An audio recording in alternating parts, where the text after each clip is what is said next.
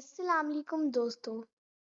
3 قسم کے جانور گھر میں غربت لے کر آتے ہیں اور 3 قسم کے جانور گھر میں دولت لے کر آتے ہیں۔ اگر 3 قسم کے جانور آپ کے گھر میں آ کر رہنا شروع کر دیں تو اسلامی تعلیمات کے مطابق آپ کے گھر میں غربت آئے گی، تنگ دستی آئے گی، گھر میں پریشانیاں آئیں گی، گھر میں لڑائی جھگڑے ہونا شروع ہو جائیں گے۔ جبکہ 3 قسم کے جانور ایسے ہیں کہ اگر وہ آپ کے گھر میں آ کر رہنا شروع کر دیں تو آپ کے گھر میں دولت آئے گی، رزق آئے گا، خوشیاں آئیں گی اور آپ کا گھر بیماریوں اور پریشانیوں سے پاک ہو جائے گا۔ سب سے پہلے ان 3 جانوروں کی بات کرتے ہیں جن کا گھر میں آنے سے غربت آتی ہے، تنگ دستی آتی ہے، بے برکتی آتی ہے اور لڑائی جھگڑے شروع ہو جاتے ہیں۔ پہلا جانور مکڑی ہے۔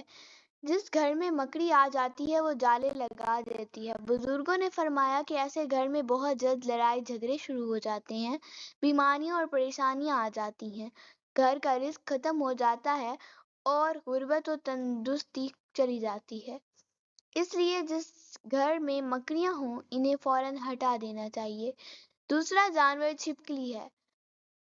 نبی کریم صلی اللہ علیہ وسلم نے فرمایا جو بندہ چھپکلی کو ایک ہی بار میں مارے اللہ پاک اسے 100 نیکیاں عطا فرماتا ہے۔ اس لیے چھپکلی کا گھر میں ہونا بے برکتی اور غربت کی علامت ہے۔ تیسرا جانور کاکروچ ہے جسے لال بھیگ بھی کہا جاتا ہے۔ یہ نہایت گندا جانور ہے اور اس کے جسم سے نکلنے والے کیمیکلز انسان کے جسم میں داخل ہو کر کینسر یا دل کی بیماریوں کا سبب بن سکتے ہیں۔